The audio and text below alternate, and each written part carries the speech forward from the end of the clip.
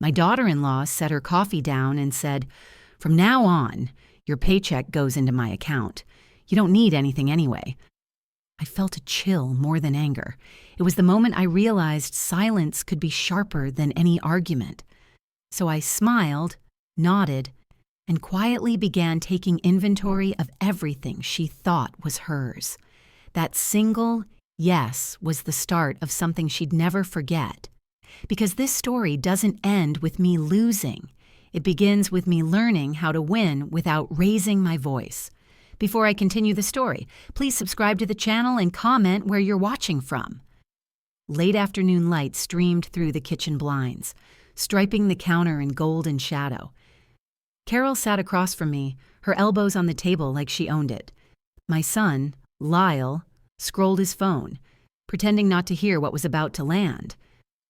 "From now on," she said, her tone soft but sharp, "your paycheck goes into my account. You don't need anything anyway." I held her gaze. I didn't flinch or ask why. I only said, "Okay." The word felt light in my mouth, but heavy in the room. Steam rose from the coffee mug between us, curling in the air like a secret. Lyle didn't look up. The seconds ticked. Outside, the palm trees leaned toward the ocean breeze. I smiled, the kind of smile that keeps peace until peace becomes unnecessary. When they left, the door closed too softly for what they'd taken from me. The house felt oddly symmetrical, too clean, too still. I stood in the center of the living room and looked around. The remote had been moved, my framed photo gone from the mantel. Each absence was a sentence in a language I'd learned to read long ago. "I still know where everything belongs," I murmured. My voice echoed against the empty air. I went to the hallway closet and pulled out a banker's box, one I'd kept for taxes. I set it by the door just to see how it looked there. Later, I walked room to room, holding my phone like a lantern. I started taking photos. China cabinet, silver necklace, the clock shaped like a sailboat. I wrote serial numbers in a small notebook, pressing hard so the pen left indents. Every click of the camera was proof. Every list was a shield. They thought silence meant surrender. It didn't. It meant calibration. When the sky turned violet, I brewed chamomile tea and opened the binder I kept for bills. I slipped the photos inside and labeled a new section, "Held in Trust." The words steadied me. I wrapped 2 porcelain dishes in old newspaper and placed them into the box. Each thud was gentle, measured. I sealed the lid with tape and slid it beside the door. The motion was small, but it carried a kind of power. Then I opened my laptop and emailed the photos to myself, just in case. The timestamp blinked, 8:42 p.m. I stood a moment longer, looking at the quiet that filled the condo. It wasn't loneliness. It was air, clean, unclaimed, ready. "Everything changes tonight," I whispered. Outside, the sound of the waves drifted through the open window. I could already picture Friday night, when they'd arrive expecting dinner and find a living room stripped to bone and breath. As I turned off the lights, I realized how calm I felt. Not angry, not broken, just certain. As I sealed that first box, I knew the room would have to look almost empty before Friday night. Saturday morning sunlight slid through the blinds, tracing faint gold across my kitchen counter. The ocean breeze carried a salt scent that used to calm me, but today it felt like a reminder that everything drifts if you stop holding on. The condo was unusually quiet, no clinking dishes, no idle chatter. The boxes by the wall made the space feel temporary, as if I were already halfway gone. I poured chamomile tea, watched the steam rise, and whispered to myself, "Silence has a weight, but it's lighter than humiliation." My phone buzzed on the counter. The HR deposit notice had arrived, direct to my account. Relief touched me like cool water. Still, I knew this peace wouldn't last if I didn't secure it. I looked around at the boxes, then back to my laptop. Not today. I muttered. Not again. By noon, I decided what had to be done. I sat at the kitchen table with my laptop open, the soft hum of the fridge, the only sound. Sticky notes framed the edge of the screen. Freeze, log, notify. My hands trembled slightly as I typed new passwords, locked my online banking, and reset security questions I hadn't touched in years. Every click was a small declaration. I am still here. Kirill and Lyle had taught me how to use digital banking when they wanted oversight. Now, I used those same tools to reclaim privacy. I smiled faintly. They taught me technology when they wanted control, I murmured. I just learned faster. By afternoon, a knock broke the rhythm of my keystrokes. Without a call, without notice, of course, it was them. Lyle gave a quick half-smile, holding his phone, while Carol brushed past him into my living room like it was her own. Just checking in, Mom, she said, already rearranging the throw pillows. I watched her sit in my chair, cross her legs, and flip through TV channels. Each click echoed like a reminder of what she believed she owned. I stood by the doorway, calm, expressionless. Would you like some tea? I asked. My tone was polite, almost gentle, but I was watching her every move. Lyle avoided my eyes, pretending to scroll. Carol turned to me with that bright, rehearsed smile that never reached her eyes. You've got to admit, Mom, this place would look fresher if we moved that old cabinet to storage. It's taking space. My pulse slowed. That cabinet held my wedding china, delicate white porcelain that had survived moves, storms, and decades of dinners. That cabinet stays, I said softly. My voice didn't rise, but it filled the room. Lyle coughed, the silence that followed sharp enough to cut through the fake warmth. Carol blinked twice, her lips tightening. She shrugged, too casually. Just a thought, she said. I nodded once. And I appreciate it, I replied. But it's staying.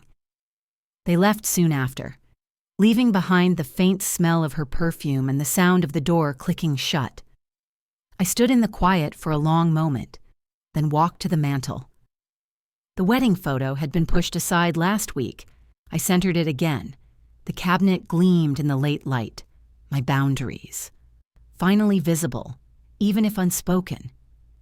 That evening, I wrote in my binder, "Control is an illusion until you name what's yours." I closed the cover, checked the locks, and drew the blinds. The room was dim, peaceful. Mine again. Outside. The ocean murmured its endless rhythm. I felt the smallest ember of calm settle in my chest. Tomorrow, I would begin freezing my credit and documenting everything. If they tested me again, the paper would answer. I see. The phone buzzed before sunrise. A text from my bank blinked across the screen. New credit card application under your name. Confirm activity. My stomach tightened. I hadn't applied for anything. With a shaky breath, I opened my laptop. The online banking page loaded slowly, line by line, like it already knew I'd need proof. There it was, a fresh inquiry from a lender I'd never heard of. For a moment, I just stared. I could almost hear Carol's voice in my head, dripping with confidence. You don't need anything anyway. Maybe they really thought I'd never check. I pressed my fingers together until the tremor stopped. Then I whispered, they thought I'd never notice. I reached for the binder labeled Held in Trust, flipping through neatly tabbed pages, bills, statements, login records. It was no longer just paperwork, it was armor. My voice steadied as I called the fraud hotline on speaker. Yes, I need to report unauthorized activity No, I haven't shared my information. Yes, I can hold while you transfer me. The kettle whistled behind me, but I let it scream. By mid-morning, sunlight cut across my small desk.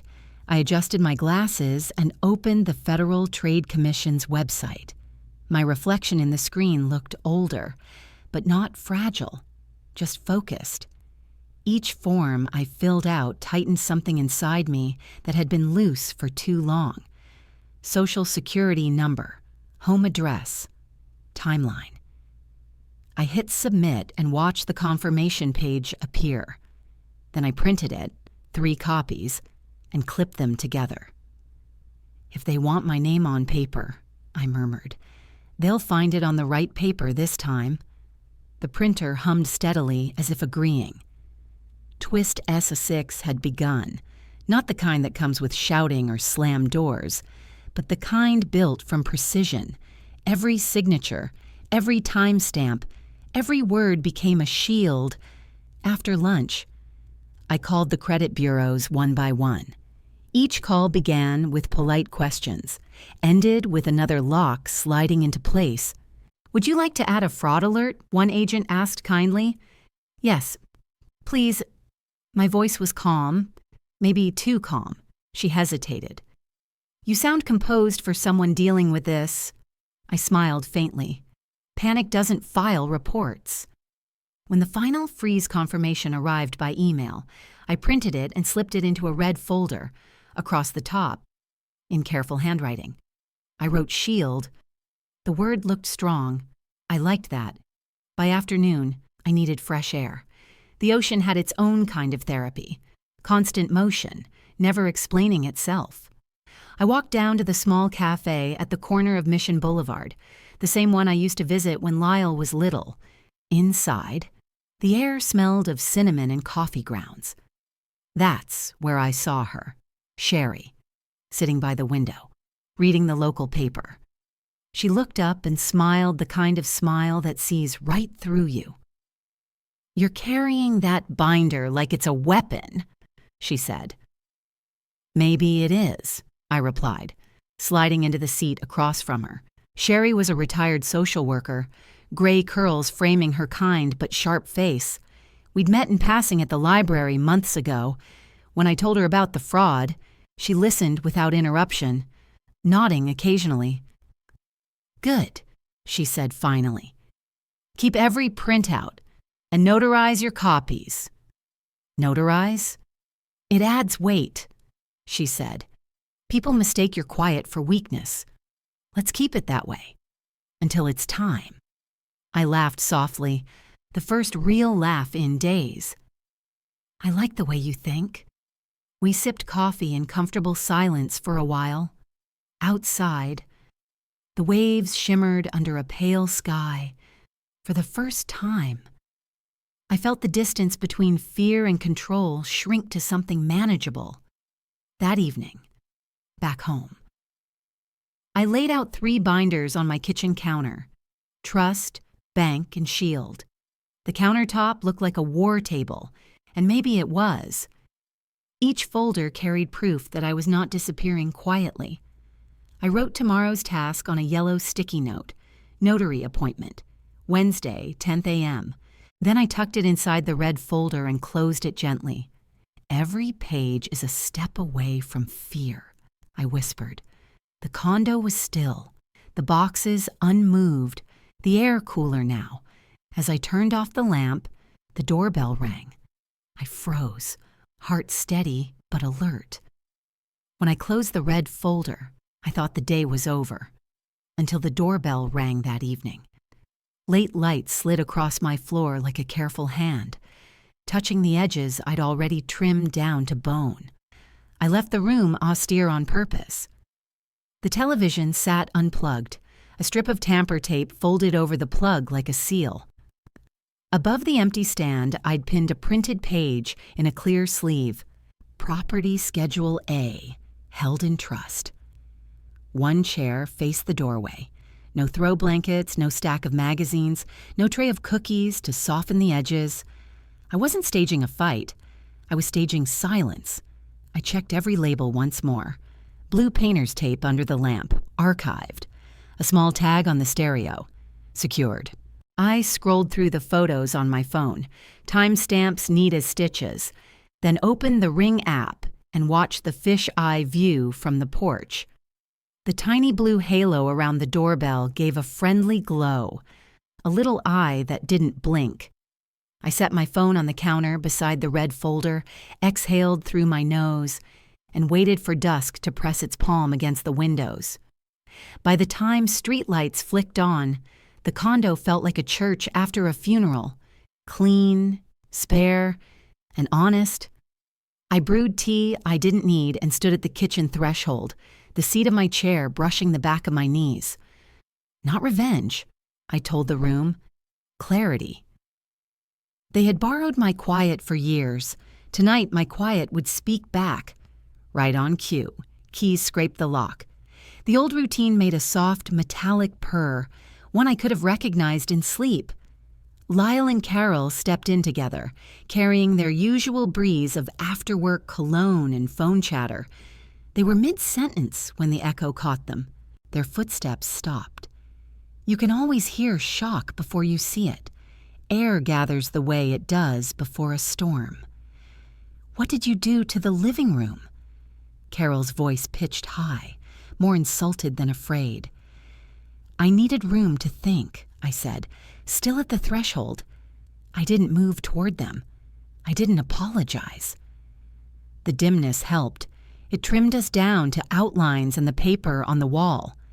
Lyle lifted his head slowly, as if the space were heavier than he expected.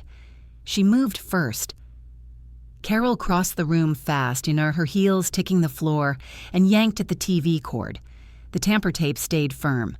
When she saw the notice tacked above the stand, her breath hitched. Then came the small scream, sharp and bright as broken glass. Lyle flinched and hurried to her shoulder. "How are we supposed to watch TV?" she snapped, the we landing with a thud I was done carrying. Lyle looked at me, the way people look at a stranger who resembles someone they love. "Mom, why would you do this?" Under the notice, I'd posted a second page, inventory archived and secured. I didn't point. I wanted the words to do the pointing. The silence between us felt righteous and a little sad. Grief sometimes wears a suit and tie and arrives on Friday nights. Carol collected herself, smoothed her hair, and pulled a manila folder from her tote. "Let's just sign the forms now," she said, sweet but sharp. "It's practical." "For whom?" I asked. I walked to the entry and set my fingers around the doorframe, a light hand on a sturdy thing. Without looking, I could see the tiny blue ring from the doorbell on the edge of my vision.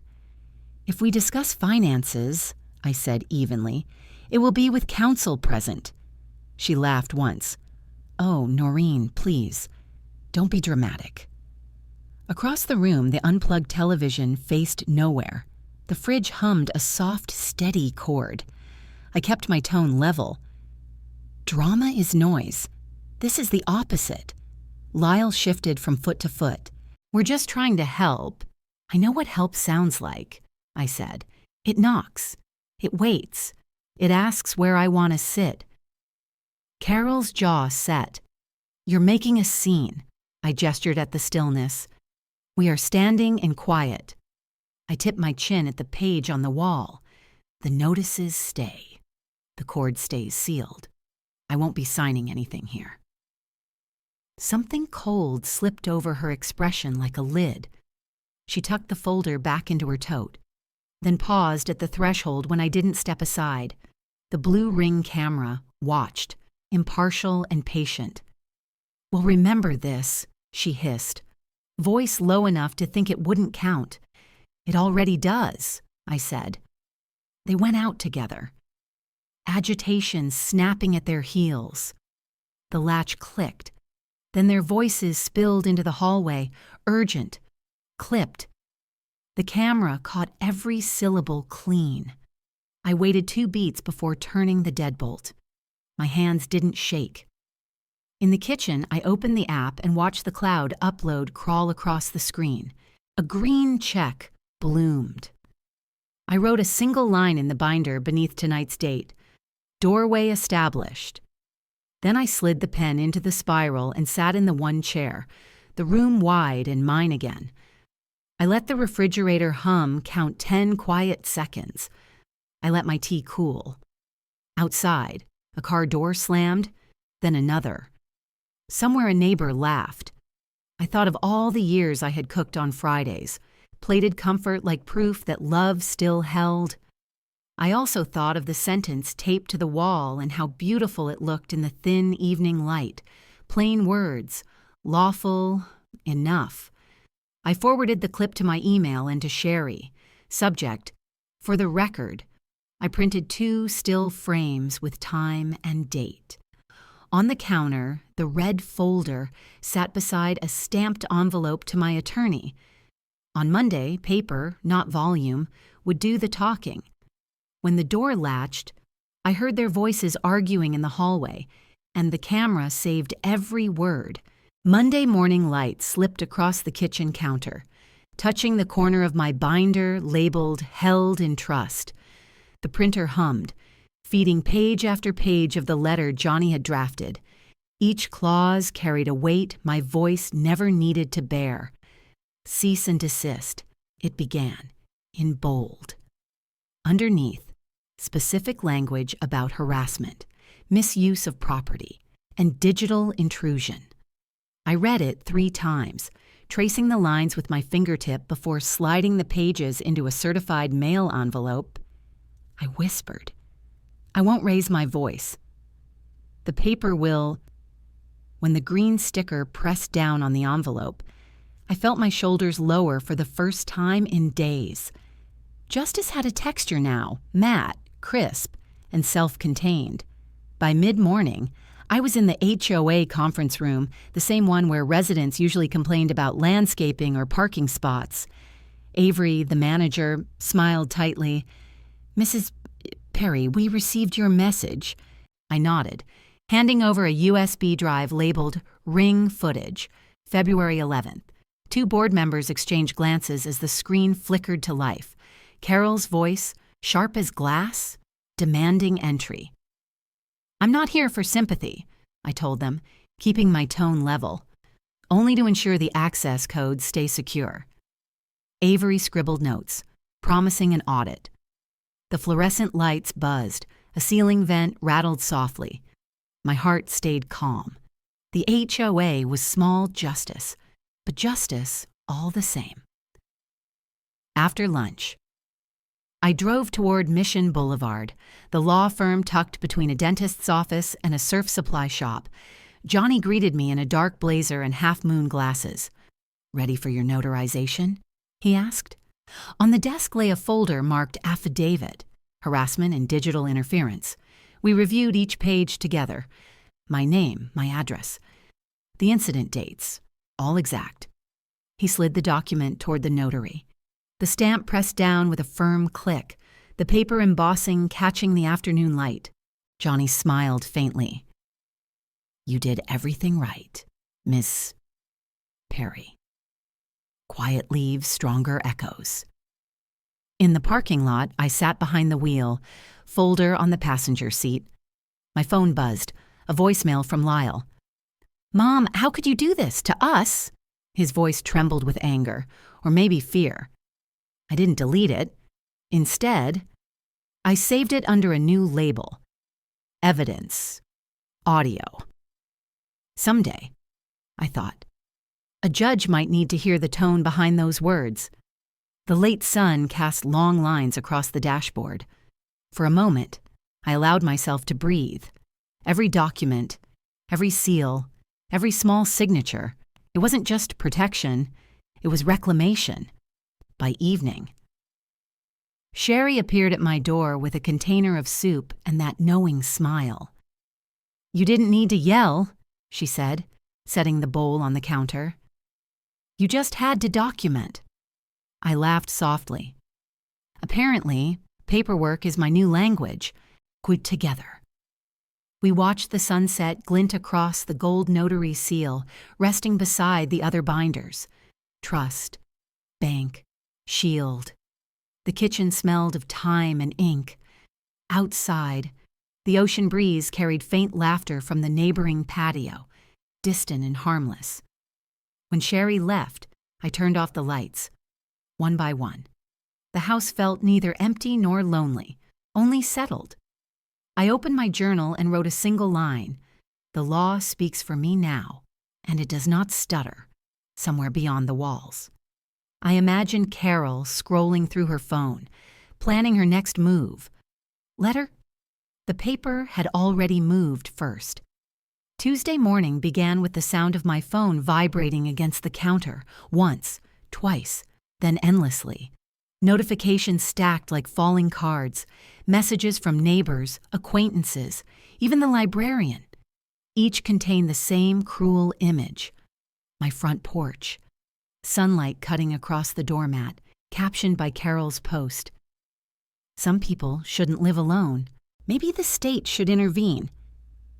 I stared at the screen. There were laughing emojis beneath it, hearts, even a few shocked faces. Neighbors forwarded it with notes like, "Is everything okay?" or "Ignore her, dear." It was sympathy wrapped in gossip. I set the phone down and breathed in through my nose. They wanted me humiliated. But humiliation required participation. I wasn't giving them that. Instead, I opened my binder labeled Shield and turned on the printer. Every screenshot, URL, and comment became a printed line of evidence. The sound of the machine was steady, rhythmic, like a metronome marking my calm. "You can't delete a screenshot," I murmured. I stapled each set of images, logged the timestamps, and signed the bottom of every page. Documentation was my language now, precision, my defense. By late morning, the printer's light blinked red, then green. I had enough pages to build a small fortress. I scanned the final sheet and emailed it to myself, copying my attorney, Johnny.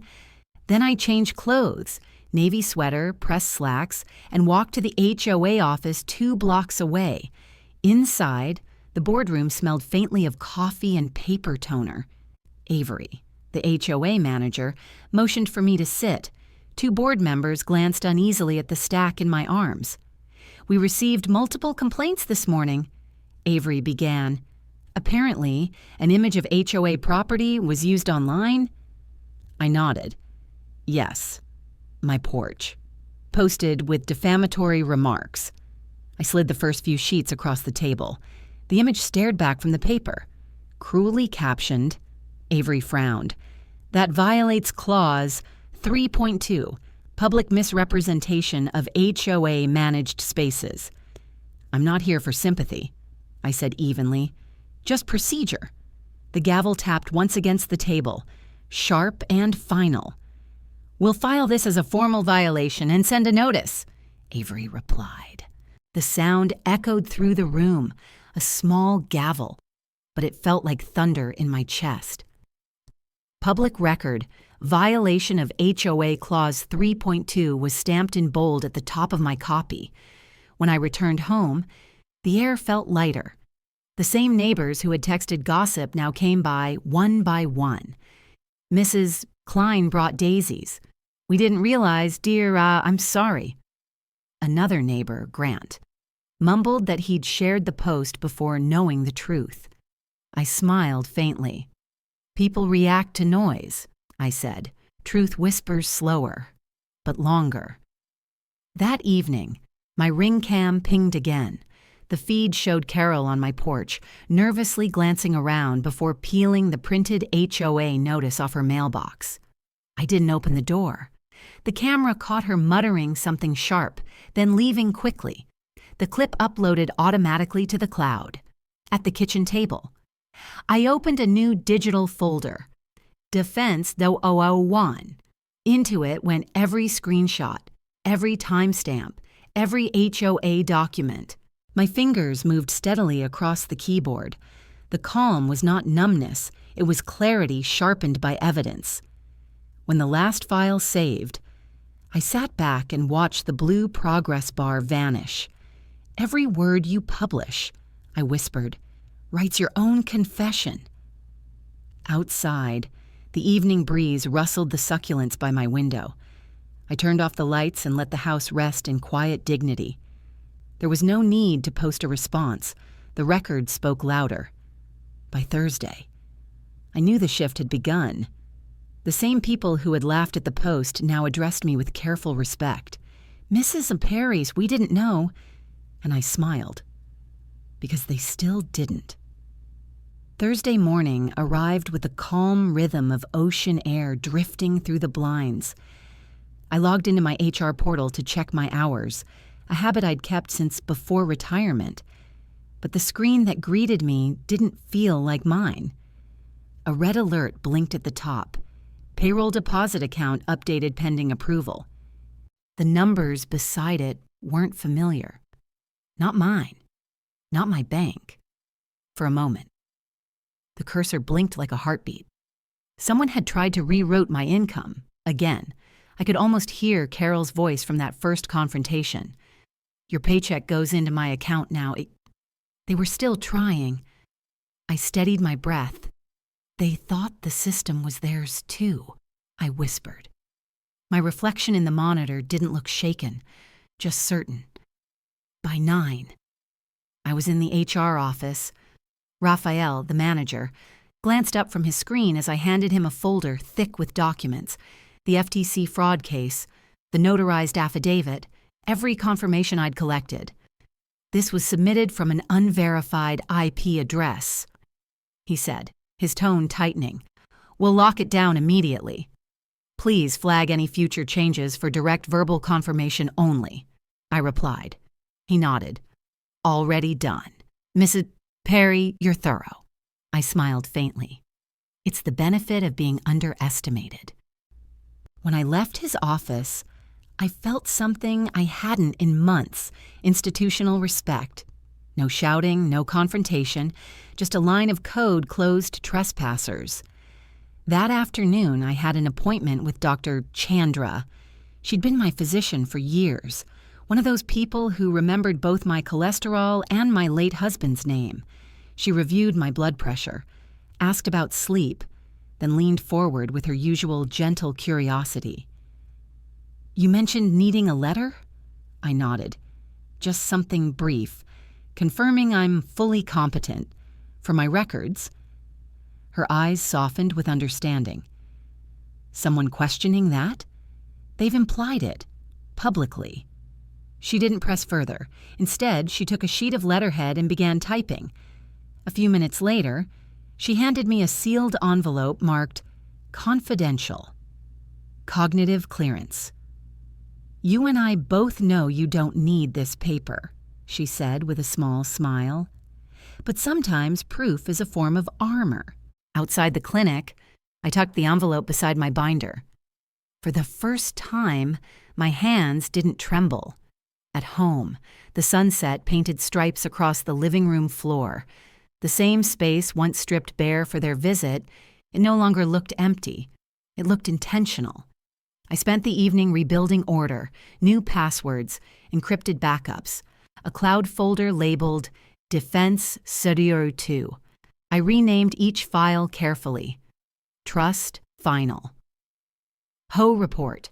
Chandra letter. "They break trust with emotion," I murmured. "I rebuild with order." I wasn't fighting them anymore. I was fortifying myself. The phone rang just after 8. "Mom?" Lyle's voice was tight, unfamiliar. "They froze my account. Did you—" I paused. "No. Son," I said softly. "You did that when you used my name." Silence hung on the line, longer than I expected. Before he hung up, I walked to the balcony. The Pacific rolled quietly under the fading light. Even tides return when they've gone too far. Inside, my phone buzzed again. An email from Avery at the HOA. "There's been a discovery you'll want to see." I closed my laptop and smiled. The next tide was already coming in. Friday morning carried the smell of rain before it fell. The sky was heavy. The kind that made you drive slower without knowing why.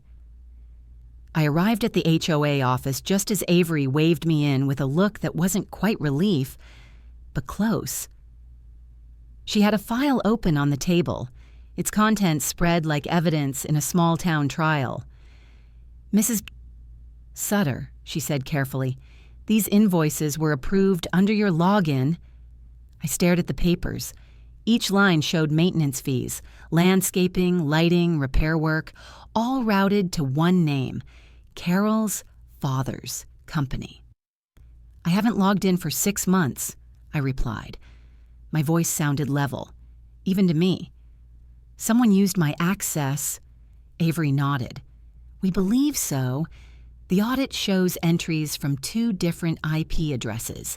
The other one came from the same network as your son's condo." The room went quiet. Betrayal had a temperature. It wasn't fire. It was ice. I folded my hands over the edge of the desk. "What happens now?" Avery looked me straight in the eye. "We call an emergency board meeting." By mid-morning, the HOA conference room was full. Folding chairs scraped against the tile as neighbors filed in, whispering. Carol and Lyle stood near the door, pretending calm they didn't own. Avery clicked the projector on. Numbers filled the wall. "These invoices were processed through an unauthorized login," she said. "Funds totaling $14,000. Carol crossed her arms. "She's old," she snapped. "She probably forgot approving it." The room murmured. I didn't move. I slid a folder forward, my account access history, complete with timestamps. "Those 6 months you mentioned," I said softly. "I was locked out? My password was reset without notice. Here's the IT log showing my absence." Lyle shifted in his seat. Carol's jaw tightened. The quiet in the room was heavier than thunder. I didn't gloat. I didn't need to. Paper had a way of speaking for those who'd been silenced. Then, just as Avery began to wrap up, her laptop pinged. A new email. Subject line: "FE draft payment approval from Kirill to HOA treasurer." She frowned, opened it, then froze. On the screen, everyone saw it. The forwarded chain. Kirill's name. Her words. "Use her old password. She never checks." The room erupted. Gasps. Someone whispered. "My God," Carol lunged forward. "That's fake. That's..." Avery held up a hand. "This email came directly from your address last week, CC'd to me by accident." Lyle's face turned the color of rain clouds. He didn't speak. For a brief moment, I felt pity, until I remembered every humiliation she'd inflicted, every quiet insult disguised as kindness. My hands didn't shake. Justice was not loud. It was patient. That evening, rain lashed against the windows. I sat by the glow of the lamp, reading the official HOA notice that had arrived by email. After review, Mrs. Noreen Sutter is cleared of all allegations. The parties responsible are suspended pending investigation. Outside, thunder rolled across the Pacific. I wrapped my hands around my cup of chamomile tea. The lightning flashed, reflecting on the held-in-trust binder. "Storms only look violent when you don't realize they're cleansing," I whispered. For the first time in months, the sound of rain felt like a lullaby. A soft knock pulled me from thought. When I opened the door, Mrs. Vega from across the courtyard stood there under an umbrella, holding a pie wrapped in foil. "We're with you, Nora," she said simply. "They fooled us all." Her kindness broke something loose inside me, not tears, just a quiet release. "Thank you," I said. "That means more than you know." She nodded and stepped back into the drizzle. I locked the door and looked around my home. The same walls they once tried to claim, still standing, still mine. The wind outside had died down, leaving only the hush of rain on glass. "This house still stands," I murmured, sliding the HOA letter into its binder. When I turned off the lights, I noticed the storm had passed, leaving everything cleaner than before. The legal envelope lay across my doormat like an accusation and an answer. I picked it up, felt the weight of its pages. On the top, in bold print, Plaintiff Noreen Sutter. For a long time, I simply stared at my own name. For months, I had been the subject of someone else's story. The gullible mother, the confused widow, the burden. Now I was the plaintiff, the quiet woman who had documented everything. I set the packet beside my binders, trust, shield, defense, and whispered, "I am not the story they wrote." Or my pen traced the restitution figures and the exhibit list, Ring camera clips, HOA audit reports, screenshots, timestamps. Every page represented something I had already survived. That morning, sunlight poured across my kitchen table, catching on the gold edge of a paperclip. I gathered my documents and drove toward Mission Beach. Johnny's office overlooked the boulevard, the same law firm where my cease and desist letters had first been stamped. He poured coffee while reading the complaint. "It's clean," he said. "Now we add your demand letter." I watched him type, his tone practical, not sympathetic. The new document named every violation: identity theft, defamation, HOA misuse, and finished with one line that made me smile. Restitution fixes the balance sheet. Admission fixes the story. "I want both," I told him. "Then you'll have both," he said, sliding the letter across the table for my signature. On Monday morning, we entered the mediation suite downtown. Gray carpet, polite silence, the faint scent of disinfectant and nerves. Lyle and Carol sat across from me, their attorney between them. They looked smaller in person than in my memories.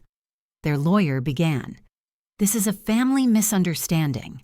No need for a record." Johnny opened our binder and placed a thin stack on the table. Timestamp logs, email headers, the forwarded HOA invoice. Silence stretched. I spoke once. "You may keep your opinions. I'll keep the evidence." The room stayed very still after that.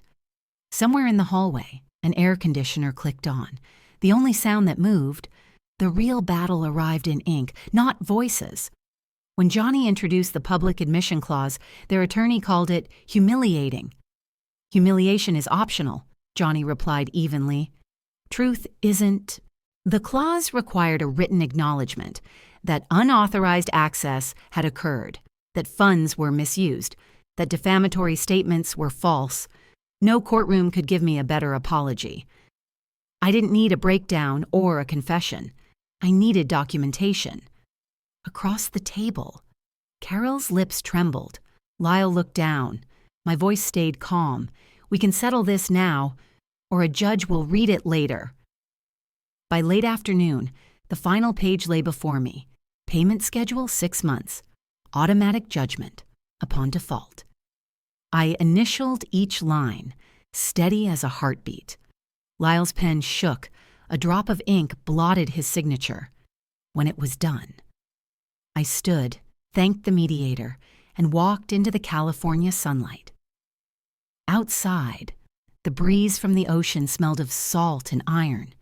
I texted Sherry, "It's done." Back home. I placed the signed documents inside trust and defense binders, aligning the spines until they stood straight. Through the window, the tide rolled against the sand the way it always had, relentless, cleansing, patient. Justice didn't roar. It arrived in printed lines and quiet breath. I whispered to myself, "Money returns. Time doesn't. I'll spend what's left on peace." At exactly 4:03 p.m., the HOA board's website refreshed on my screen. The post sat there, plain text on a white background. We acknowledge unauthorized use of Noreen Sutter's funds and digital accounts. We regret the harm caused and take full responsibility. No firework, no applause, just clarity. I read it twice, took a screenshot, and closed the tab. My hands didn't shake. The world outside my window moved as usual. Gulls, traffic, the soft hum of ocean wind. Somewhere, neighbors were reading the same words. For months, they'd believed the opposite, whispering about my confusion. Now, the truth had arrived without my having to raise my voice. My phone began to buzz. Sherry's name first. Mom, it's everywhere. The neighborhood groups, the Facebook page. Then others followed. Short messages, emojis, apologies that tried to sound casual. Didn't know the full story. You handled it so gracefully? Even the barista at the cafe handed me my tea with a quiet smile. For your strength, she said, refusing my dollar. Across town, Carol's Instagram changed. The line that once read, "Family first," disappeared. By evening, people were sharing old photos of me volunteering at the library, adding comments like, "She's always been kind." The shift felt strange. The same hands that once typed blame now typed redemption. I didn't need their approval, but I accepted the quiet correction. Truth had its own tide. That night, the HOA lounge filled for the monthly meeting. I sat near the back while Avery read the updated policy. Clause 3.2, Digital Access Protection, informally known as the Noreen Clause. Laughter rippled gently through the room. Respectful. Warm. The chairperson thanked me for my diligence and resilience. I stood only to say, "Policies protect us when kindness fails." The applause that followed was brief but sincere. It wasn't victory. It was equilibrium returning. The next afternoon, rain fell like forgiveness. I saw Carol standing under my porch awning, hair wet, makeup gone, holding an envelope. When I opened the door, she spoke softly. "I made the first payment, and I'm sorry." I nodded. "Keep your schedule. Keep your word. That's enough." She handed me the envelope, a cashier's check, stamped and dated. When she turned to leave, I saw the exhaustion in her walk. I didn't feel triumph, only relief that the cycle was finally breaking. By Thursday, the sky cleared. I met Sherry at the Boardwalk Cafe. We walked along the wooden planks, the ocean rolling beside us, calm and endless. She said, "You didn't destroy them, Mom." I smiled. I just stopped letting them destroy me. We paused near the railing. The sea shimmered gold with sunset light. Children laughed somewhere behind us, and the breeze carried the scent of salt and pine. I thought about everything I documented, every folder, every binder, every email. None of it was revenge. It was survival made visible. "Truth doesn't roar," I said quietly. "It settles." The tide drew back and returned again, patient as breath. That night, I slept with the windows open for the first time in years. No alarms, no guilt, just the sea. The morning air carried the scent of salt and quiet. The mail carrier left a single certified envelope at my door, the third restitution check. I didn't open it right away. I boiled water, poured tea, and let the steam rise beside the envelope until the glass fogged slightly. When I finally slid it open, the number was correct, the handwriting careful. I scanned the receipt, uploaded it into my folder labeled Schedule on Time. Then I wrote in my notebook, 3 of 6, complete. Money returns. I murmured to myself. Trust doesn't... The line wasn't bitter, just arithmetic. Some balances could be corrected on paper. Others remained emotional ledgers I no longer chased. The ocean outside my window murmured in its own rhythm, each wave a reminder that constancy didn't mean sameness. By late morning, I walked the Mission Beach boardwalk. The gulls swooped low. The air was cool enough to make my scarf flutter. That's when I saw him, Lyle, hands deep in his pockets, a baseball cap pulled low like a boy caught skipping school. "Mom," he began, stepping into pace beside me. "Can we talk? Off the record?" I nodded once, keeping my stride. He hesitated. "Can we stop the public part? The post? The clause? It's embarrassing." I kept my gaze on the waves. "We didn't start in public," I said quietly. "You took it there." He opened his mouth, then closed it again. The silence stretched, broken only by the surf. He muttered something about wanting things to go back to normal. "There's no back," I answered. "Only forward. And forward means boundaries." We reached the pier's end, and I turned back. He didn't follow. The tide lapped against the wooden posts, steady and unbothered. That afternoon, I attended the HOA policy session. The room was familiar, the same folding tables, the same coffee smell. Avery stood by the projector, clicking through slides that outlined the new digital security measures. "This final amendment," she said, "will archive all restitution admissions for historical transparency." A board member smiled. "We're informally calling it the Noreen Clause." Soft laughter, a few nods. I spoke only once. "Let the policy speak so I don't have to." Applause came, but it didn't feel like celebration, more like balance restored. By late afternoon, Lyle was at my kitchen table. The light through the blinds cut across the counter in thin gold lines. He looked older, tired, less defensive. "Could we replace the public statement?" he asked. "With a private note once the last payment's done? Something between us?" I stirred my tea slowly, the spoon touching porcelain with a soft click. "Keep paying, keep distance. That's the agreement." He sighed, hands flat on the table. The space between us was measured by a single teacup, neither of us touching it. "I just don't want you to hate us," he said finally. "I don't," I replied. "But love and access aren't the same thing." He nodded, then left without finishing his tea. When the evening settled, I turned back to the work that grounded me. I reviewed my small living trust. Adding Sherry as the secondary contact, I scheduled a coastal day trip for the following weekend, the first on my new calendar labeled Future Plans. The phone buzzed, a message from the bank confirming the next automatic escrow withdrawal.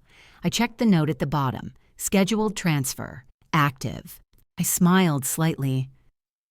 "I didn't win by breaking them," I whispered. "I won by not breaking my line." The waves outside kept their rhythm, soft and sure.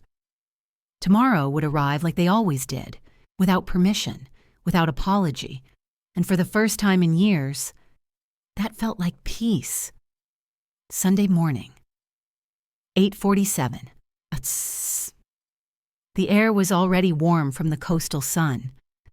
I opened my front door and found a plain white envelope resting against the mat. No courier, no knock, just the envelope, sealed neatly, my name written in Kirill's handwriting. I held it for a moment, feeling the weight of its meaning before I even checked the contents.